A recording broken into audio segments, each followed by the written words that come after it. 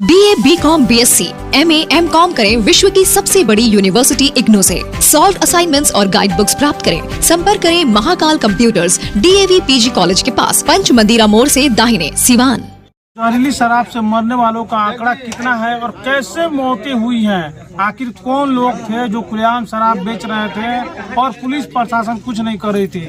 इन तमाम मामलों पर बात करने के लिए गांव के एक व्यक्ति हैं जो हमारे साथ इस वक्त मौजूद हैं, जो कि भगवानपुर प्रखंड से ही आते हैं और आसपास के गांव से बिलोंग करते हैं। इनसे भी जानने की कोशिश करेंगे एक्चुअल में क्या कुछ आप लोग को जानकारी मिला, कैसे जानकारी लगा? कल हम सुबह में आ रहे थे, मेरा बेसिकली एक हॉस्पिटल हम चलाते हैं, तो हम सुबह आ रहे थे तो मेरे गांव में हमें पता चला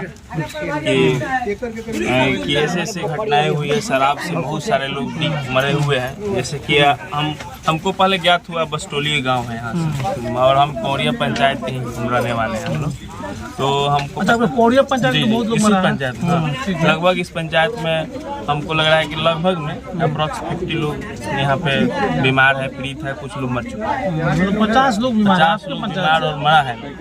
मरने वालों की संख्या हमको लग रहा है अधिक से अधिक बढ़ते जा रही है। और मैं रात 11 बजे से लगा। तो जब आप गाँव में आए तो क्या पता चला है में क्या शराब कौन लोग बेच रहे थे? देखिए, गाँव में हम जब गए बस्टोली गाँव में, कल मैंने देखा वहाँ पे जाकर के 3 आदमी मृत पाए हुए, जिसमें एक विकलांग व्यक्ति था और वही बेचारा अपने घर का मतलब खर्चा चलाता था। वो भी बेचारा इस जहरीली शराब के साथ चलते हुए डेथ कर गया। उसके बाद 2 और व्यक्ति थे, वो भी डेथ कर गए। एक व्यक्ति मतलब मरे हुए थे और उनको पहले ही दाह संस्कार कर दिया था। लेकिन सवाल हम ये पूछ रहे हैं कि शराब जो लोग बना के बेच रहे थे, खुलेआम तौर पे इस तरह शराब बेची जा रही थी, जब सैकड़ों लोग एक साथ शराब पी रहे हैं, आखिर में शराब भी बड़े पैमाने बनाई जा रही होगी, तो बाकी लोग क्या करते हैं? जो गांव के मुखिया वगैरह इस पर ध्यान नहीं देते हैं। देखिए, यहाँ के जनप्रतिनिधि के बारे में क्या कहा जाए, वो किसी काम लायक नहीं उनको, क्योंकि वो खुद शराबियों के साथ मिले जुले हैं। अगर जनप्रतिनिधि अच्छे रहते तो यहाँ पे चौकीदार हुआ, तो यहाँ पे हम सबसे नाकामी तो पुलिस प्रशासन को कहेंगे कि प्रशासन यहाँ पे कभी भी फील्डिंग करने नहीं आई। हम लगभग 10 बजे रात को अपने हॉस्पिटल से आते हैं घर पे, या 8 बजे आए, 11 बजे हम लोग कभी भी अपने घर के लिए आते हैं, 2 बार आते हैं घर पे। कभी भी पुलिस को मैंने रोड पे मैंने कह रहे हैं कि पुलिस प्रशासन से शराब बेची जा रही थी, सही बात है? यस, ये तो हम 100% कहेंगे। अगर शराब, जब बिहार में शराब बंद है, मान लीजिए कि नीतीश कुमार जी ने जब शराब बंद कर दिया, तो आखिर आया कहाँ से शराब? बंद का मतलब बंद ना होता है जी, आया कहाँ? आज के डेट में होम डिलीवरी है, आप फोन करिए आपके घर शराब पहुँच जाए, घर पर शराब पहुँच जा रहा है। यस, अब हर जगह शराब बंदी जो है कहीं से भी सफल नहीं। इसमें नीतीश कुमार जी का ये जो फैसला है ये गलत साबित हो रहा है। अच्छा, आलोक जी हमारे साथ। आलोक जी, क्या लग रहा है, क्या मामला है पूरा? चूंकि इसी गांव के आप भी रहने वाले हैं, आप जब आए क्या जानकारी मिला आपको? देखिए, यहाँ आने के बाद जो गरीब तबके के लोग हैं, वो लोग अधिकतर क्या करते हैं कि कुछ पैसा कमाते हैं 2-4 सब मजदूरी करके, और उन लोग को 500 अगर मजदूरी होता है तो उसमें 200 रुपया क्या करते हैं कि दारू पी जाते हैं। नहीं, घर खर्च चलाते हैं 200, बाकी 300 में दारू खरीदते हैं और वो पीते हैं। तो उस घर का क्या रेशियो रहेगा, स्टैंडर्ड रहेगा बढ़ने का, आप सोच सकते हैं। पहला चीज। दूसरा चीज कि यहाँ का वो दोषी नहीं बोलेंगे जो पी रहा है, वो तो उसको मिल रहा है तो पी भी करेगा, लेकिन आपको कब फैसला लेना पड़ेगा? जो आपका जो बेच रहा है उनके आंखों के नजर में है प्रशासन की कि हाँ ये बेच रहा है, फिर भी बिक रहा है, और उसके बाद वो जाकर के ले रहा है, वो भी पता। आजकल तो ऐसा हो गया है, प्रशासन के आंखों के सामने आप कह रहे हैं कि बिक रहा है। हाँ, एकदम आप ही देख लीजिए ना।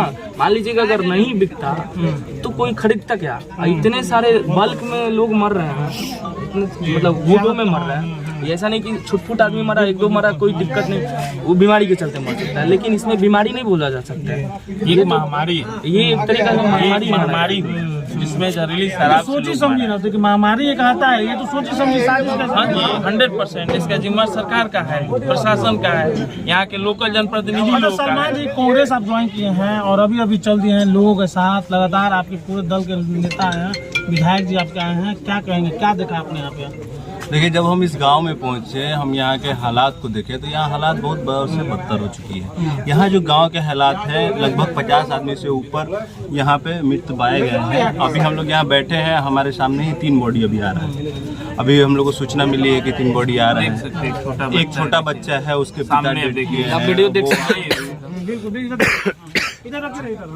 छोटा बच्चा जो है, अब बताइए इस बच्चे पे क्या गुजर रही है। जो हमारे माननीय मुख्यमंत्री नीतीश कुमार जी ने जो ये योजना चलाई है दारूबंदी की, क्या आपको लगता है ये सफल है?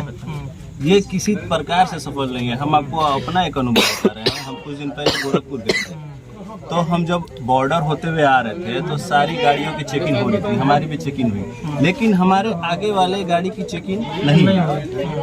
बाद में हम उसको कुछ दूर आगे जाके फॉलो किए तो हमको पता चला कि इस गाड़ी में दारू थी, लेकिन उसमें से एक हाथ निकला, पुलिस प्रशासन ने पैसा लिया और गाड़ी को सीधे जाने दिया।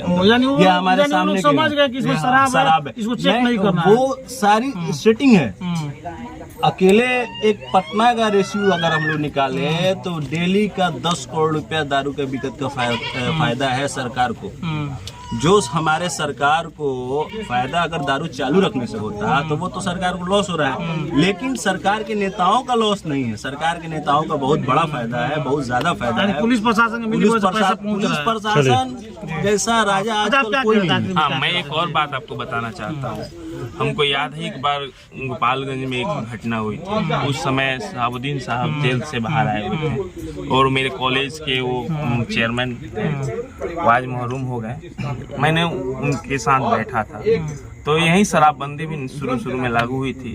तो लोग उस समय मैंने देखा क्या कि बहुत सारे लोग मर रहे थे, लेकिन गार्जियन कह नहीं रहा था कि शराब के डर से कि मेरे घर के मरेंगे। तो सर ने सर यानी शहाबुद्दीन साहब ने उस समय कहा था कि भी लोग तो कोई जो शराब बंद करना नीतीश कुमार जी का बहुत अच्छा निर्णय है। अच्छा ही नहीं, बहुत अच्छा निर्णय। ये मैंने शहाबुद्दीन साहब बोले थे कि शराब बेचना एक बहुत, शराब को बंद करना एक बहुत अच्छा निर्णय है सरकार का, लेकिन जो बंद करने का तरीका था वो सही नहीं था। आज भी वो उन्होंने जो कह कर गए वो हम लोग को दिखाई दे रहा है।